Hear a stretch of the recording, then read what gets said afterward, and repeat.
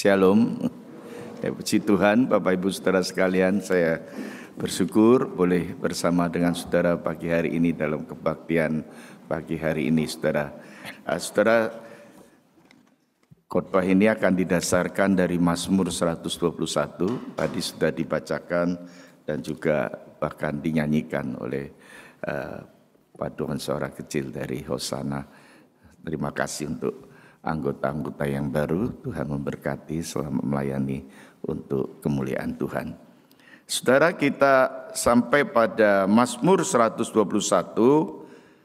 ayat yang ke-1 hingga ke-8. Saya angkat temanya adalah pertolongan itu adalah sumbernya dari Tuhan. Nah, saudara sekalian, di dalam ayat yang ke-1 ketika pemazmur mengatakan, aku melayangkan mataku ke gunung-gunung, dari manakah akan datang pertolonganku? Pertolonganku ialah dari Tuhan yang menjadikan langit dan bumi. Saudara, ayat yang kedua ini merupakan hal yang sangat dikenal di kalangan gereja Protestan, karena ini menjadi bagian votum dalam ibadah. Ini terus diulang-diulang. Dikatakan saudara-saudara didasarkan pada konteks yaitu Mazmur 121. Bapak Ibu Saudara sekalian, Mazmur 121 ini adalah sebuah nyanyian ziarah. Nyanyian ziarah umat Allah. Kita tahu saudara-saudara di dalam perjalanan ataupun dalam kehidupan umat Allah, kalau saudara memperhatikan, mereka mempunyai satu kebiasaan dan mempunyai satu ritual yang biasa mereka lakukan, yaitu setiap tahun ada 3 kali hari raya utama, hari raya besar bagi orang-orang Yahudi, bagi orang-orang umat Allah pada saat itu.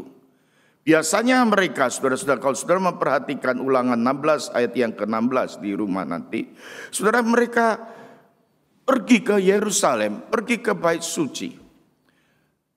Dan mereka dalam perjalanan itulah saudara-saudara, perjalanan yang tidak seperti hari ini, zaman ini saudara.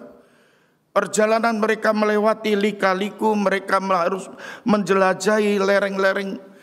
Dan dalam perjalanan mereka menghadapi banyak tantangan-tantangan. Perjalanan yang tidak mudah saudara-saudara. Digambarkan oleh pemazmur ketika melayangkan mataku ke gunung-gunung, dari manakah akan datang pertolonganku.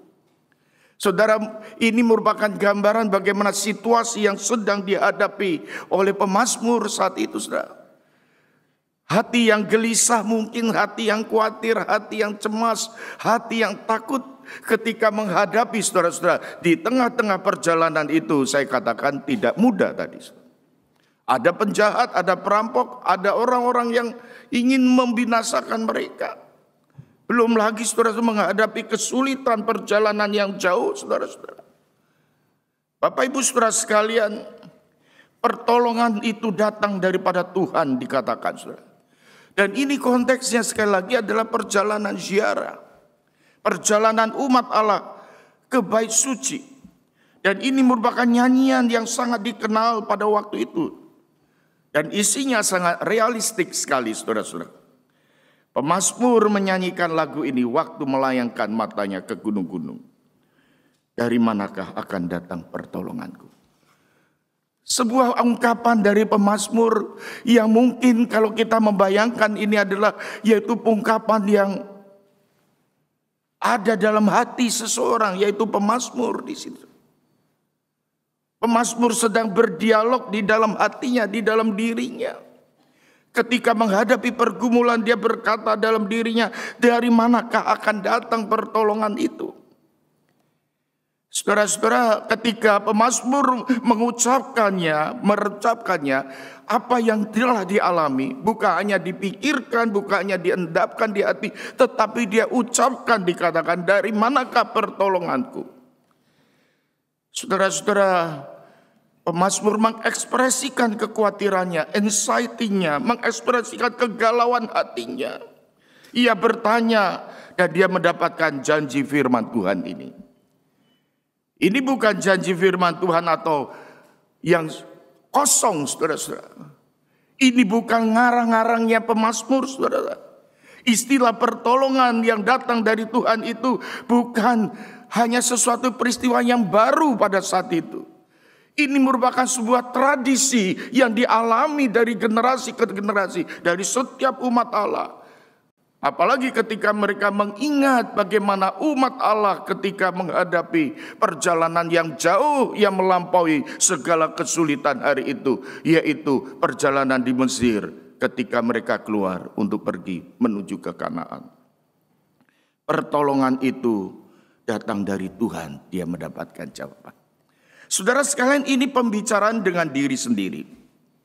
Saudara dan saya seringkali kita mengalami demikian, bukan? Saudara, ketika kita berhadapan dengan berbagai macam saudara-saudara tantangan hidup, kita seringkali bertanya, berkata dalam jiwa, dalam hati kita, saudara-saudara, ini berbeda dengan self-therapy, positive thinking. Bahkan hari ini banyak dikembangkan self-hypnosis. Bukan seperti itu yang dimaksudkan, saudara. Ini sangat berbeda sekali. Ini bukan sekedar membayang-bayangkan, saudara-saudara.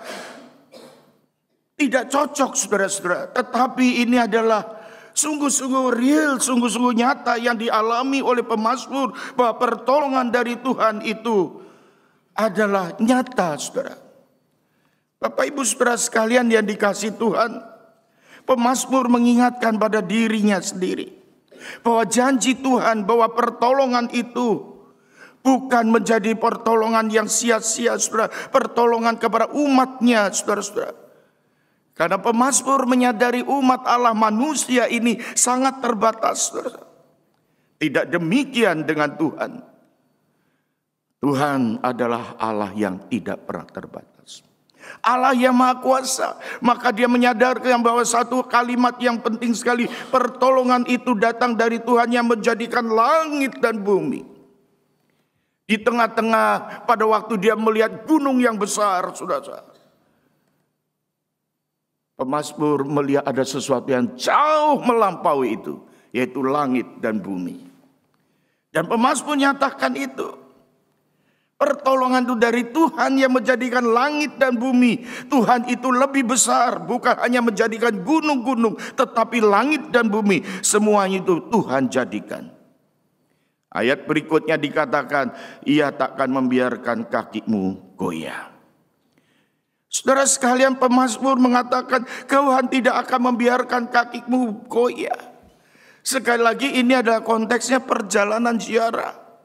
Perjalanan yang cukup melelahkan, saudara. Perjalanan yang mungkin, saudara-saudara, sangat mungkin sekali melelahkan itu bisa goyah kaki itu. Bisa letih, bisa lesu, bisa penat, saudara. Bisa terkilir kaki itu, bisa terpelecok, bahkan bisa jatuh. Konteksnya ini adalah perjalanan ziarah. Ini bukan demi kekuatan itu kakinya sendiri, tetapi kaki yang tidak goyah yang dimaksudkan oleh pemazmur ini bisa melanjutkan sampai masuk ke bait suci itu. Saudara-saudara, banyak penafsir mengkaitkan ini dengan berkat kesehatan. Saya yakin kesehatan itu berkat Tuhan. Amin. Kita hari ini sehat walafiat, berkat Tuhan. Amin. Amin. Tetapi ingat, saudara, Tuhan karuniakan kesehatan, bahkan mungkin umur panjang, saudara. Kalau kita hanya berhenti pada sehat dan umur panjang, tujuan hidup kita hanya mau sehat dan umur panjang. Beda dengan konteksnya ini. Konteksnya ini supaya pemazmur berjalan kuat, bukan demi kakinya kuat, tetapi demi bisa mencapai apa yang dia akan capai, yaitu dia pergi dalam perjalanan ziarah itu untuk berjumpa, untuk masuk ke bait suci. Dan indah sekali pemazmur mengatakan demikian, yang menggambarkan kehidupan kita hari ini. Kita ini sedang dalam perjalanan. Saudara, Tuhan beri kekuatan dalam perjalanan hidup kita ini. Kalau saudara melewati hari-hari ini, Tuhan, diberikan banyak kebaikan. Bahkan mungkin yang sakit disembuhkan. Orang yang sudah dalam keadaan yang kritis sekali saya menyaksikan. Kalau belum waktunya, hari ini dia masih bersama dengan kita. Tetapi ingin Tuhan mau apa? Kalau hanya Tuhan mau kita sembuh dan sehat atau kita panjang umur, saudara, itu bukan maksud daripada pemazmur mengatakan kaki yang tidak goyah. Itu maksudnya tidak goyah itu bisa sampai kekuatan itu demi untuk masuk ke hadirat Allah. Saudara sekalian, ayat yang ke-7 tadi dikatakan dia akan menjaga engkau terhadap segala kecelakaan. Ia akan menjaga nyawamu. Bahkan nyawa, saudara-saudara. Pertanyaannya, saudara, kesehatan kita, nyawa kita dipergunakan untuk apa? Kalau kita diberikan nyawa, diberikan kesehatan hari ini, saudara, itu bukan sia-sia, bukan cuma-cuma, saudara. Tuhan mau menyelamatkan kita hari ini, bukan percuma untuk hal-hal yang tidak ada pentingnya. Ada sesuatu yang penting. Yaitu melalui pemazmur ini, saudara-saudara, kaki yang tidak goyah itu supaya bisa melanjutkan perjalanan itu sendiri untuk datang kepada bait suci itu. Saudara-saudara, Tuhan itu tidak tertidur. Gusti boten sare. Tuhan tidak tertidur, tidak terlelap. Saudara-saudara, Tuhan itu sangat memperhatikan umatnya, sangat memperhatikan pemazmur, dan sangat memperhatikan kita, saudara dan saya. Pemazmur mengatakan Tuhan adalah penjaga, ia tidak terlelap, saudara-saudara. Ini memang menggambarkan kontrasnya kota hari itu, zaman itu. Kota itu, setiap kota yang namanya kota selalu ada tembok. Saudara yang pergi ke Turki, Yunani kemarin lihat kota-kota. Selalu ada tembok-tembok reruntuhan di sana. Memang yang dimasukkan kota itu selalu ada tembok-tembok. Tembok ini di atasnya ada menara. Di atas menara itu ada penjaga. 24 jam ada penjaga di sana. Tetapi penjaga itu tidak kuat 24 jam. Ada bergantian, ada shiftnya, ada yang pagi, ada yang siang, ada yang sore, ada yang malam, bergantian. Saya pendeta tapi dulu jadi gembala jemaat di Jakarta itu. Kan di gereja itu ada di dalam masyarakat, di dalam perkampungan, di daerah Sunter itu perumahan. Digilir menjaga malam. Saya ngomong kepada sapam gereja, kapan giliran gereja menjaga? Oh, hari ini Pak, jam sekian. Jam 9, iya. Sampai kapan? Sampai jam 2 pagi. Setelah jam 2 nanti bergantian. Saya bilang, saya coba jaga malam. Saya coba merasakan hidup dengan masyarakat, dengan para sapam di situ. Dari orang-orang yang ada di perumahan itu. Sudah lelah sekali. Capek. Gambaran dari ini saudara-saudara dikontraskan, saudara-saudara. Tuhan enggak lelah, Tuhan tidak pernah lelah, Tuhan tidak capek, saudara. Pemazmur kata Tuhan penjaga, penjaga yang tidak pernah terlelap. Tuhan penjaga kita, penjaga yang tidak pernah tertidur. Saudara-saudara, umat Allah ada umat yang dijaga oleh Allah. Bahkan dikarenakan Tuhanlah naungan, saudara-saudara. Tuhan itu adalah perteduhan dikatakan di sana. Tuhan itu naungan, perteduhan yang sesungguhnya. Penjaga kita itu tempat perteduhan kita. Perteduhan dari mana, saudara? Segala hal yang kita hadapi, pemazmur hadapi, yaitu mara bahaya. Naungan itu artinya melindungi kita. Menarik sekali pemazmur berkaitan dengan urusan manusia ini, urusan dengan apa, saudara? Dengan ciptaan-ciptaan yang lain. Termasuk di sini yang disinggung adalah matahari, yang kedua bulan, saudara. Manusia sangat berurusan dengan dua ini, saudara. Bahkan banyak, semua ada di alam semesta ini. Seperti hari pertama, kedua, tiga, empat, lima. Baru diciptakan yang terakhir manusia. Karena manusia mempunyai satu relasi hubungan yang dekat dengan ciptaan-ciptaan lain, termasuk matahari dan bulan. Yang menarik sekali, pemazmur katakan matahari itu tidak menyakiti engkau pada waktu siang. Panas teriknya yang pada waktu pemazmur alami dalam perjalanan itu, saudara-saudara, dikarenakan panas teriknya itu tidak menyakitinya. Perjalanan ziarah menghadapi panasnya tarik matahari.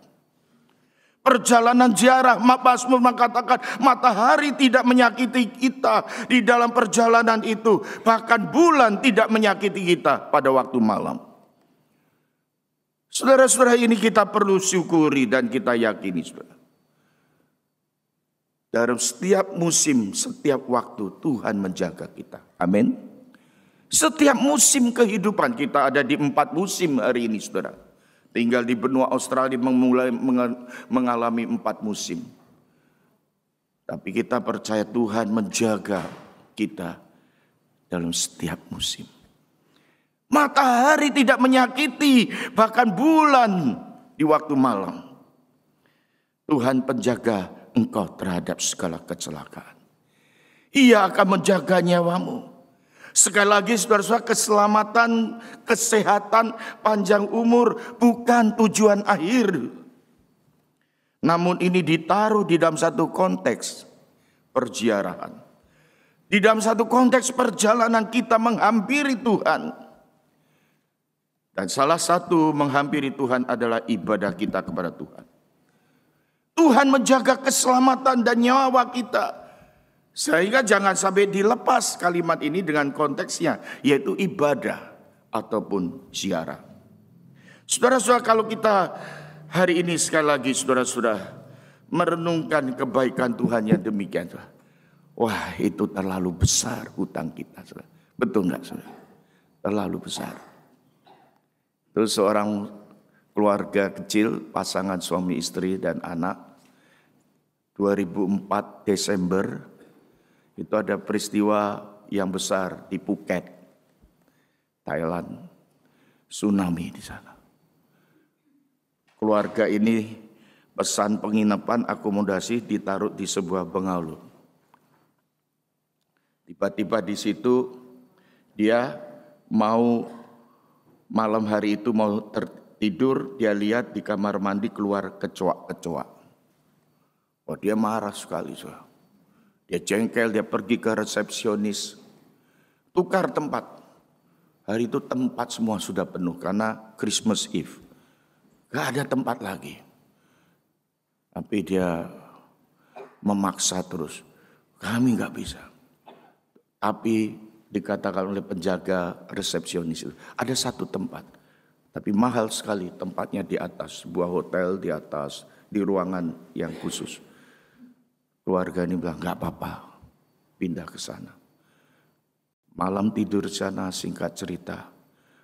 Pagi hari dia menyaksikan, bengalo semua itu tenggelam air, tsunami. Dia takut dan gentar membayangkan peristiwa itu. Dia pulang ke Australia, wah dia merasakan berhutang nyawa. Dan dia katakan, Tuhan masih menyelamatkan. Nah, saudara sekalian, kita bisa membayangkan saudara-saudara ketika kita memperhatikan ayat yang ke-8, Tuhan akan menjaga keluar masukmu dari sekarang sampai selama-lamanya.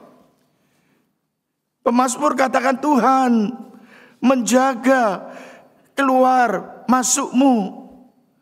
Kenapa pemazmur pakai satu kata keluar dan kata yang kedua masuk? Sekali lagi saudara, ini nyanyian ziarah, saudara.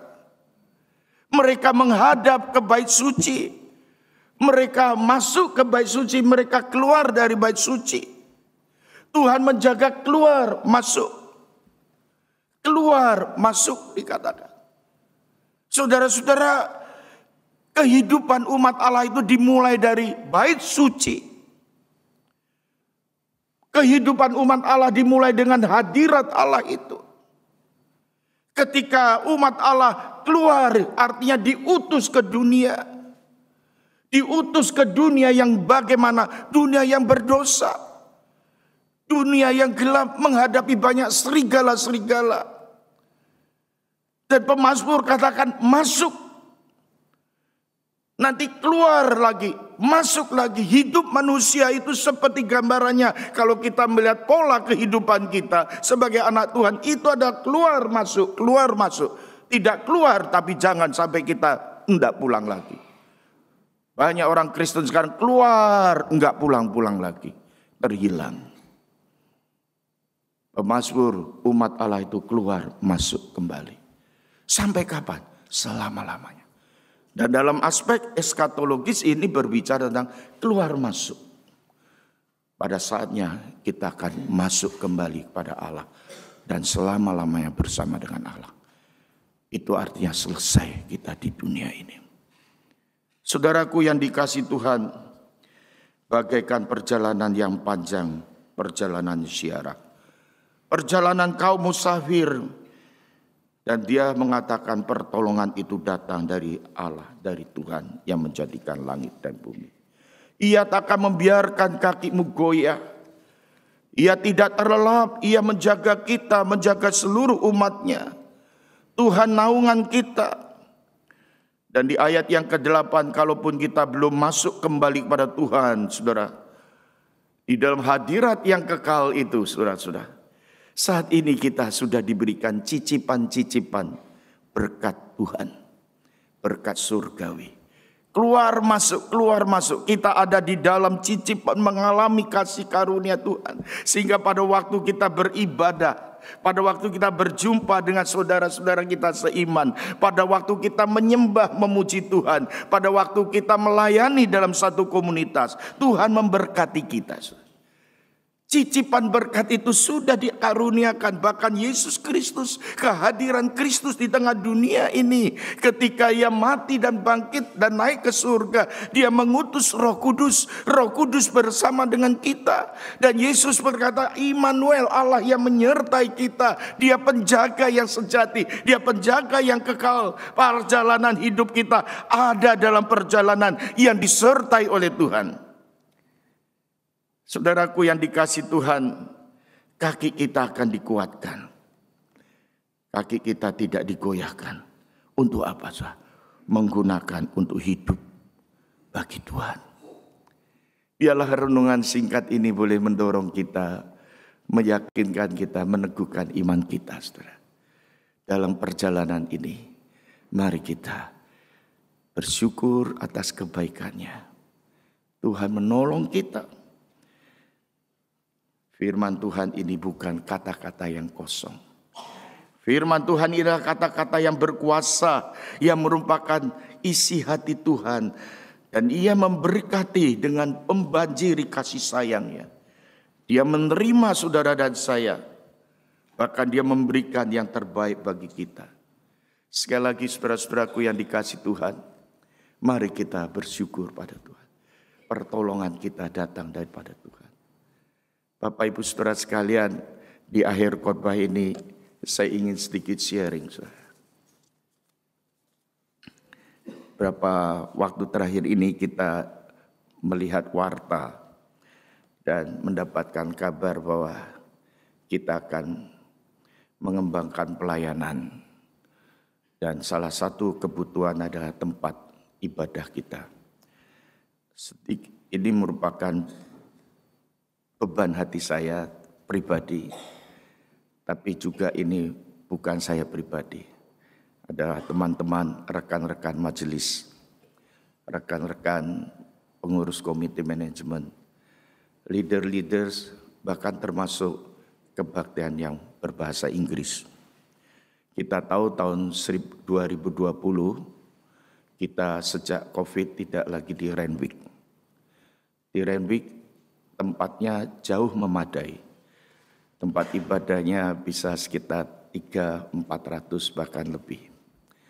Ada hall yang cukup leluasa, tabur hall. Ada kelas-kelas di atas karena itu tempat sekolah, Gucci Prep School. Dan Sunday School nggak pernah mempunyai masalah karena sudah ada kelas-kelas.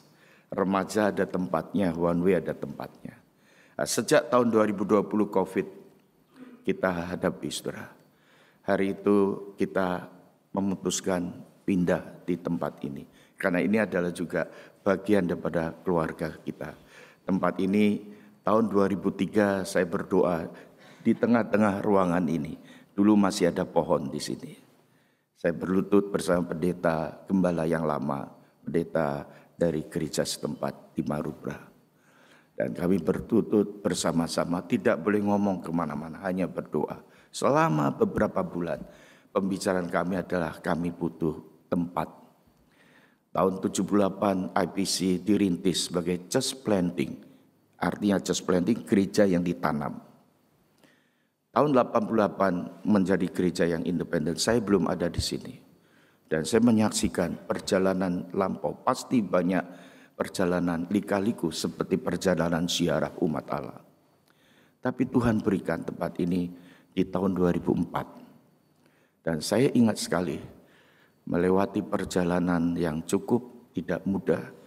Teman-teman saya di sini masih menyaksikan 2010 mendapatkan izin pembangunan pengembangan ruangan ini. Dan tidak pernah terpikirkan hari ini kami harus pindah semua di sini. Tidak pernah terpikir, saudara.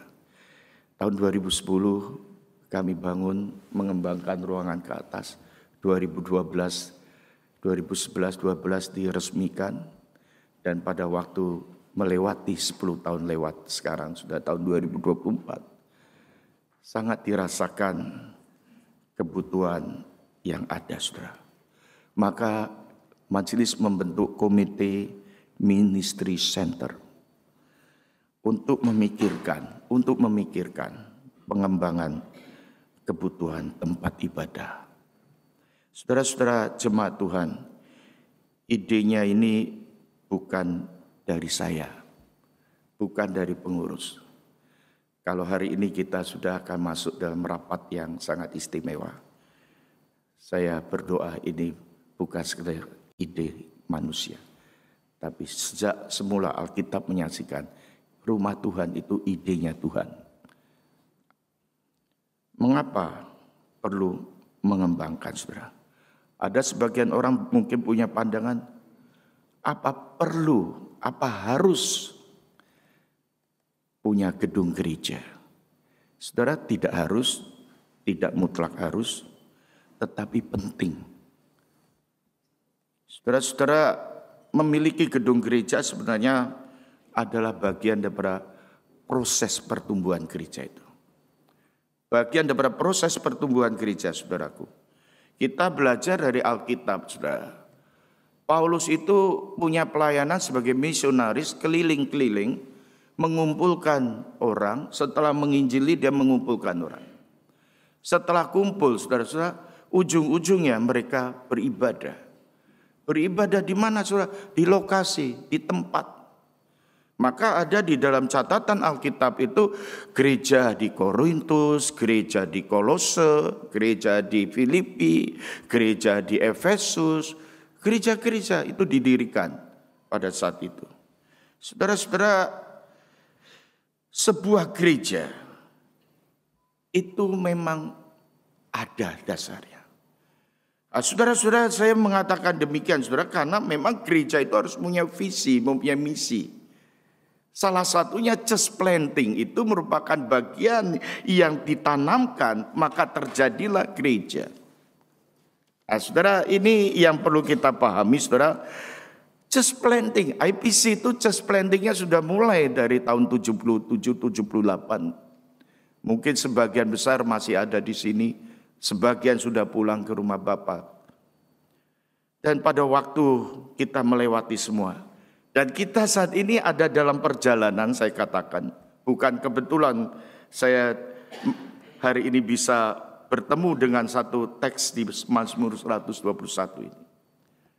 Saudara, ketika gereja IPC ini melangkah maju, ingin maju lebih lanjut, saudara, ingin bertumbuh, saudara, tanpa gedung gereja. Saya yakin saudara-saudara kita juga hari ini memerlukan semuanya. Sekali lagi, saudara-saudara, kita menggarisbawahi jikalau Tuhan kehendaki. Jikalau Tuhan kehendaki. Gereja itu adalah visi. Visi kita itu gereja. Gereja yang bagaimana? Gereja yang punya misi, punya visi. Gereja yang konkret, yang nyata. Kalau Tuhan Yesus ketika berhadapan dengan murid-muridnya, ketika Petrus membuat satu pengakuan, di hadapan Kristus dikatakan, di atas pengakuanmu ini, di atas batu karang ini, akan kudirikan gereja, jemaat. Itu konkret nyata, saudara. Saudaraku, ini adalah kehendak Allah, ini kerinduan Tuhan sendiri. Tuhan kerjakan dalam dunia ini, saudara. Gereja itu, saudara-saudara, punya dua aspek, punya dua arti. Arti yang pertama adalah gereja yang invisible, gereja yang gak kelihatan. Itu gereja yang nantinya ini. Kita itu gereja dengan seluruh dunia ini gereja. Kumpulan orang-orang percaya itu gereja. Gereja yang dalam pengakuan Rasul ini. Gereja yang gereja yang umum. Gereja yang Katolik. Bukan Roman Katolik. Katolik itu artinya umum. Tetapi gereja yang visible, gereja yang kelihatan, itu perlu tempat, saudara. Saudara, ini gereja, saudara. Jadi kalau kita bicara gereja itu konkret nyata. Salah satu pergumulan saya adalah sekarang virtual. Ada mungkin di antara kita menggantikan gereja dengan online. Saudara. Online bukan gereja, sekali lagi bukan gereja. Gereja itu kumpulan, persekutuan. Bagaimana orang-orang yang ikut online? Ya enggak apa-apa. Karena Injil ini diberitakan dengan berbagai macam cara. Tapi online itu enggak menggantikan gereja, enggak. Gereja itu konkret, nyata. Saudara, Tuhan itu mendirikan gereja. Tuhan memanggil umatnya. Saudara-saudara, di tengah perjalanan umat Allah, saudara, mereka dalam wujud yang kelihatan hari itu dibawa tabut perjanjian. Itu kelihatan, saudara. Dilanjutkan dengan kemah suci. Ada tempat di mana kemah suci itu tempat ibadah mereka. Perjanjian lama jelas sekali, saudara. Bahkan bukan hanya kemah suci yang dibawa keliling-keliling itu juga. Sampai pada waktu 40 tahun kemudian memasuki tanah Kanaan, mereka mendirikan ibadah, tempat ibadah. Proses yang panjang, saudara-saudara. Kami dan saya berpikir bahwa pengembangan ini perlu kita doakan, saudara. Rumah Tuhan. Dan Daud pada waktu dipercayakan untuk membangun rumah Tuhan. Dan Tuhan menghendakinya pada zaman Salomo. Daud ngerti. Dia rindu sekali di tengah-tengah istana yang megah yang dia diami. Saudara, dia merindukan ada satu rumah ibadah, saudara. Kita ingat Daud itu meneruskan generasi yang lampau loh. Zamannya Abraham ketika dipanggil keluar, saudara, itu pergi kemana, saudara? Ke tanah perjanjian. Tuhan kasih tempat, lokasi, tempat. Dan tempat lokasinya sekarang ini dari Abraham, Ishak, Yakub, dan seluruh sampai Israel, saudara. Tempat ini sekarang yang menjadi tempat peperangan itu. Lokasi itu. Saudara sekalian, perjanjian baru pun menekankan tempat, lokasi. Gereja itu tubuh Kristus. Saudara sekalian, kita perlu menyadari hal ini, saudara. Gereja memang perlu kita doakan, saudara. Wujudnya, lokasinya. Mungkin sampai pada rapat jemaat nanti kita melihat berapa aspek. Kalau mau membangun memang perlu uang, saudara. Perlu uang. Tanpa uang tidak bisa. Sewa saja sekarang mahal ya. 1 minggu berapa. Kami hamba Tuhan tinggal di Mens. Saya bergumul sekali. Mensnya hamba Tuhan itu sekarang semakin mahal sekali. Saya bersyukur jemaat ini setia dalam persembahan. Tapi kalau selamanya pakai mens sewa-sewaan, saudara, ya gereja kita ya akan menghadapi tidak murah, tidak ringan, saudara. Saudara, perlu uang, tapi uang bukan segala-galanya. Uang bukan yang utama. Pembangunan gereja bukan mengandalkan uang yang utama. Tetapi harus ada orang lebih dahulu. Ada orang lebih dahulu. Gereja harus ada orangnya, ada kumpulan orangnya, ada dikatakan eklesia itu dipanggil keluar, itu ada orangnya. Kumpulannya, bukan gedungnya, orangnya. Orangnya harus ada dulu. Yang kedua, gereja itu harus ada pengajarannya. Di dalam pengajaran dan pelayanan dan seterusnya. Dan selanjutnya, gereja itu harus punya misi, harus punya visi. Nah, saudara, kalau gereja yang sudah punya visi, punya misi, punya orang, bahkan boleh dikatakan punya pengajaran yang sehat,